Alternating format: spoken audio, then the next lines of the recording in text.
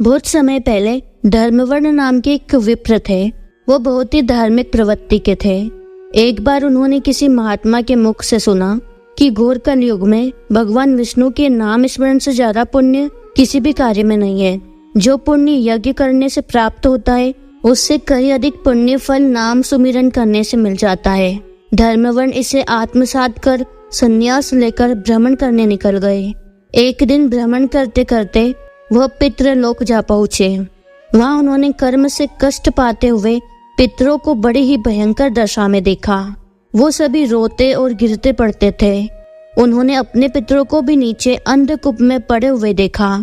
उनको देखकर आश्चर्यचकित हो दयालु धर्मवर्ण ने पूछा, आप कौन हैं? किस बुरे कर्म के प्रभाव से आप इस अंधकूप में पड़े हुए हैं? तब पितरों ने कहा, हम श्री वत्स गोत्र वाले हैं। पृथ्वी पर हमारी कोई संतान नहीं है और हम श्राद्ध और पिंड से वंचित है, इसलिए हमें यह नरक का कष्ट भोगना पड़ता है। संतानहीन दुरात्माओं का अंधकूप में पतन होता है। हमारे वंश में केवल एक ही महायशस्वी पुरुष बचा है जो धर्म वर्ण से विख्यात है, परंतु वह विरक्त होकर अकेला ही घूमता फिरता है। उसने गृहस्थ धर्म को स्वीकार नहीं किया। जब उसकी आयु क्षीण हो जाएगी तब हम सभी घोर अंधकूप में गिर जाएंगे, जहाँ से फिर हमारे लिए निकलना बहुत ही कठिन होगा।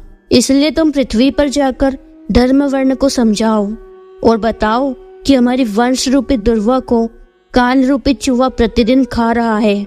सारे वंश का नाश हो गया है।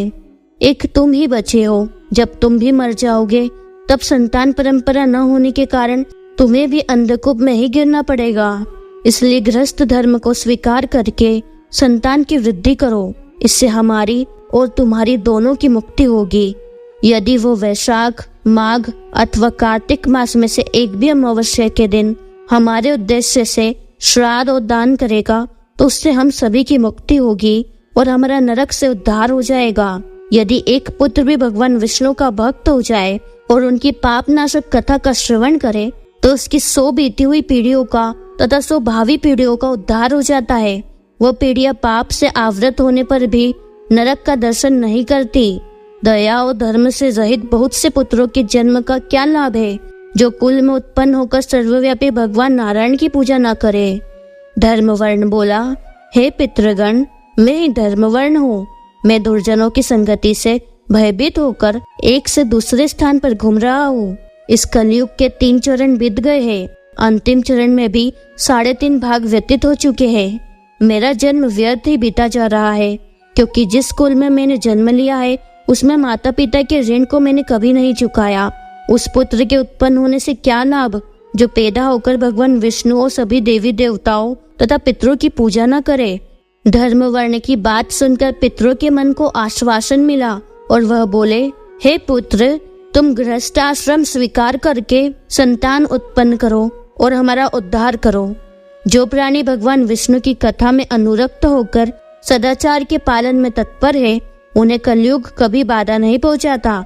जिसके घर में शालिग्राम शिला हो तथा जो वैशाख मास के धर्मों का पालन करता है, माघ स्नान में तत्पर होता है और कार्तिक मास में दीपदान करता है, उसे कलयुग की बाधा प्राप्त नहीं होती। जो प्रतिदिन भगवान विष्णु की पाप नाशक एवं मोक्षदायिनी दिव्य कथा को सुनता है, जिसके घर में शुभ कारिणी तुलसी होती है तथा जिसके आंगन में उत्तम गाय होती है, उसे भी कलयुग कभी बाधा नहीं देता। वैशाख मास की अमावस्या मनुष्य को मोक्ष देने वाली है। यह देवताओं और पितरों दोनों को प्रिय है। जो मनुष्य वैशाख अमावस्या के दिन पितरों के उद्देश्य से श्राद्ध करते हैं और जल से भरा हुआ घड़ा एवं पिंडदान करते हैं, उन्हें अक्षय फल की प्राप्ति होती है। तुम वैशाख मास की अमावस्या के दिन कुंभ दान सहित श्राद्ध एवं पिंडदान करो। अपने कुल का उद्धार करने के लिए गृहस्थ धर्म का आश्रय लो। धर्म, अर्थ और काम से संतुष्ट हो जाओ। तुम उत्तम संतान पाकर फिर से सुखपूर्वक सभी द्वीपों में विचरण करो।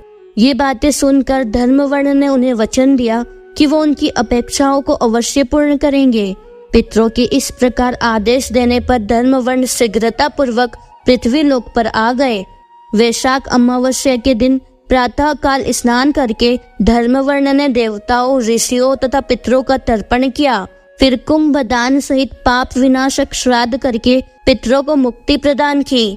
तत्पश्चात उन्होंने विवाह करके उत्तम संतान को जन्म दिया और पाप नाशनी वैशाख मास की अमावस्या तिथि को प्रसिद्ध किया। फिर वह भक्ति पूर्वक भगवान की आराधना करने के लिए गंधमादन पर्वत पर चले गए। इसलिए वैशाख मास की अमावस्या तिथि परम पवित्र मानी गई है। बोले जय श्री हरि विष्णु। इसी तरह के व्रत कथा वीडियोस देखने के लिए हमारे चैनल को सब्सक्राइब करें और हो सके तो वीडियो को लाइक और शेयर करें।